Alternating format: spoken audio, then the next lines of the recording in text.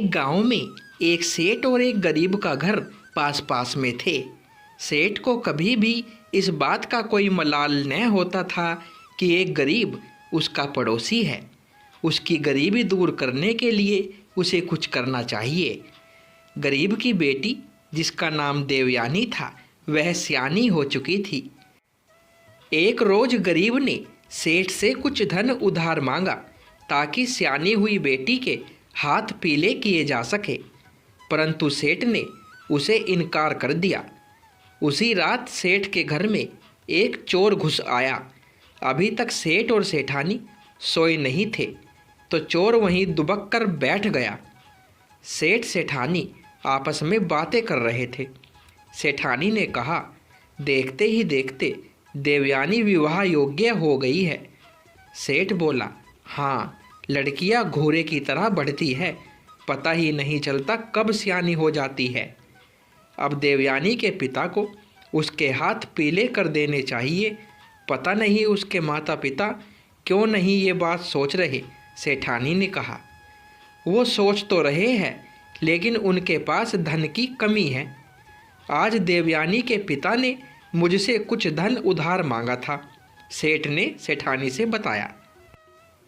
तो क्या आपने उनको धन दिया? सेठानी ने पूछा।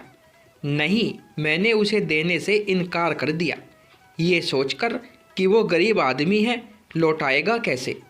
लेकिन मुझे लगता है देवयानी के पिता को कुछ धन दे देना चाहिए था। लड़की का कन्यादान ही समझ लेता, इससे कुछ पुण्य मिल जाता, पर मैं अब उसे नहीं दे सकता। जिसे मैं धन के लिए एक बार मना कर देता हूँ, उसे दोबारा धन नहीं देता। कहते हुए सेठ ने आह भरी। कुछ देर बाद सेठ सेठानी बातें करते करते सो गए। चोर ने सेठ के घर से धन की पोटली चुरा ली और सेठ के घर से निकल आया। सेठ के घर से निकलकर उसे याद आया कि उसकी पत्नी ने कुछ बर्तन चुराकर लाने को बोला था। वो तो वह भूल गया था, पर अब दोबारा सेठ के घर में घुसना इनकार ही कर दिया। गरीब की पत्नी ने कहा, हाँ, इनकार कर दिया, पर वो अपनी जगह सही भी है। वो व्यापारी आदमी है, उसे धन का लेन देन करना होता है। हम उसे समय पर धन न लौटा पाए तो उसके व्यापार की पूंजी अटक जाएगी। अब उसे भी अपना सोचना होगा। गरीब ने ये कहते हुए ठंडी आह भरी। परंतु आप जानते हो ना, देवयानी की उम्र 17 वर्ष हो चुकी है और उन सन्यासी बाबा ने कहा था कि अगर 18 वर्ष के होने तक इसका विवाह न किया तो देवयानी की मृत्यु हो जाएगी। देवयानी को 18 वर्ष की होने में केवल 4 महीने शेष बचे हैं, नहीं तो हमारी इकलौती बेटी हमें बुढ़ापे में बेसहारा छोड़कर भगवान को प्यारी हो जाएगी। गरीब की पत्नी ने सुबकते हुए कहा, हाय रे मेरी किस्मत, मुझे गरीब के घर पैदा किया और साथ में देवयानी को मिला अभिशाप। मैं क्या करूं? कहां से धन लाऊं उसका कन्यादान करने के लिए? इससे बेहतर ईश्वर देवयानी की जगह मेरे प्राण ले ले। गरीब ने आह भरी। चोर सब सुन रहा था। चोर ने सोचा, मैं तो अपनी मौज मस्ती के लिए चोरी करता हूँ, असली धन की आवश्यकता तो इस गरीब। चोर सब सुन रहा था। चोर ने सोचा, मैं तो अपनी मौज मस्ती के लिए चोरी करता हूँ, असली धन की आवश्यकता तो इस गरीब को है, वरना इसकी बेटी मृत्यु को प्राप्त हो जाएगी। वह चोर संतान को खोने का दर्द समझता था। 2 वर्ष पूर्व उसके छोटे पुत्र की सर्पदंश से मृत्यु हो चुकी थी। मुझसे अच्छा तो वो सेठ ही है जिसने कम से कम इसे धन देने का सोचा तो सही। उसने रसोई में से कुछ बर्तन चुराकर अपने साथ में लाई झोली में डाल लिए। चूल्हे में से एक कोयला निकाला और आंगन में ये लिख दिया, सेठ की तरफ से देवयानी के विवाह के लिए दिया गया धन। एक चोर। जहाँ उसने कोयले से लिखा, उसके पास ही धन की पोटली रखकर और चुराए हुए बर्तन लेकर वहाँ से रफू चक्कर हो गया। क्योंकि उसे भी पत्नी से उलाहना नहीं लेना था।